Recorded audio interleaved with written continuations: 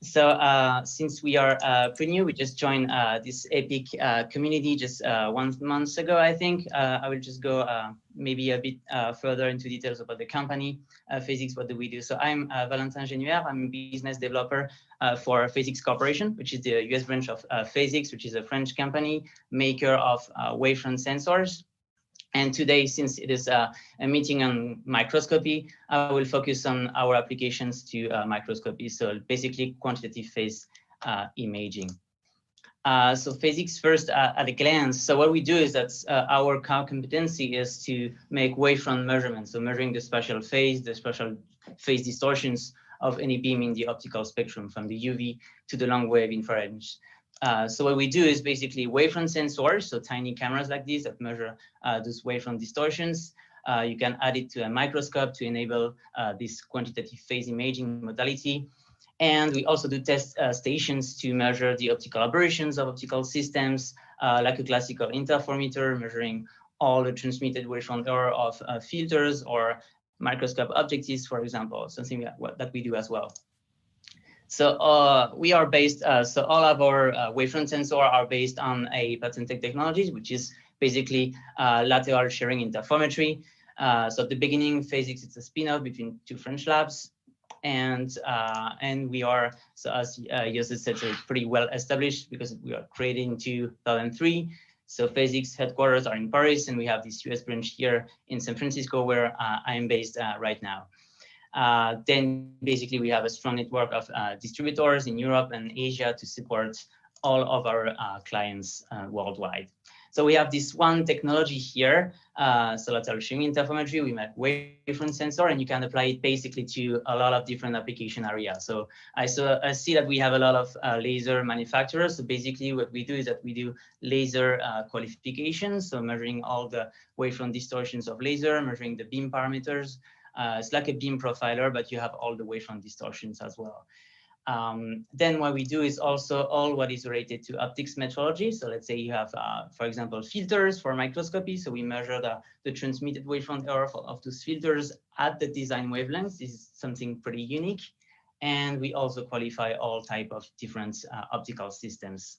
But then today, I wanted to focus on our application to microscopy. So basically, we do what we call quantitative phase imaging. So look at the beginning was describing another type of technique to enable this type of modality. But basically, you can apply this to life science. So measuring cells, measuring tissues, but you can also apply it to materials, like when you have a change of refractive index inside a material, or measure, I would say, features on a surface as well. So let's few words in quantitative phase imaging. What is it and what it's useful for? So we have this wavefront sensor that you can plug on any conventional microscope. So let's say you have a change of refractive index in a materials. What we will measure is that we will measure what we call the optical path difference, which is the delay that the light experiences as it goes through material. And so what does that bring? So QPI, it brings first a great contrast.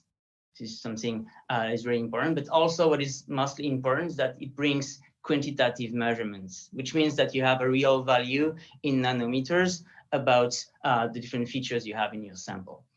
And what is QPI with Phasics, with our technology, is first is a technology that is achromatic. So it works with any kind of light, so any wavelengths, but also any kind of light source, whether it is coherent, like with a laser, or also non-coherent, like a LED, for example, or white light, halogen lamp.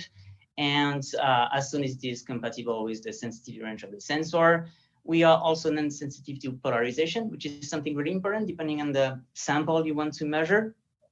And it's up to date, the easiest technology to integrate for, I would say, production lines, even to do quality testing on production lines.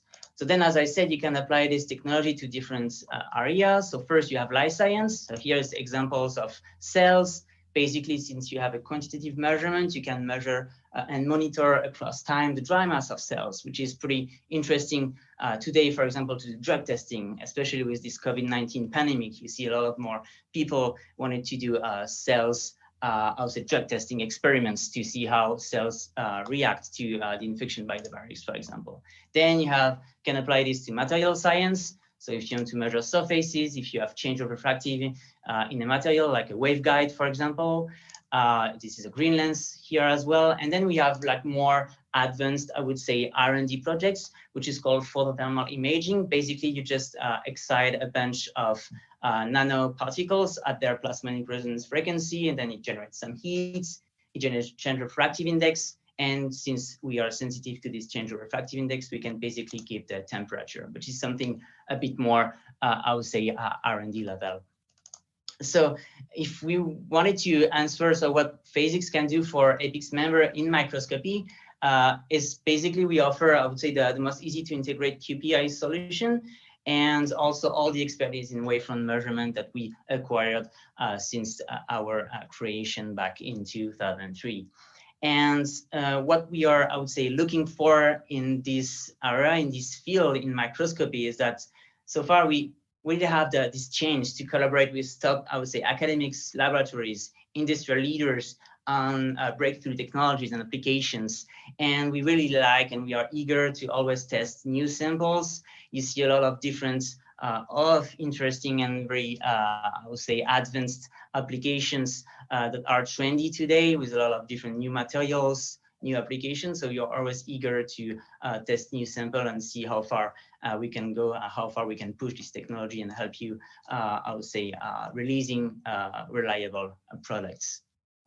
So I think that's pretty much what I wanted to show you today.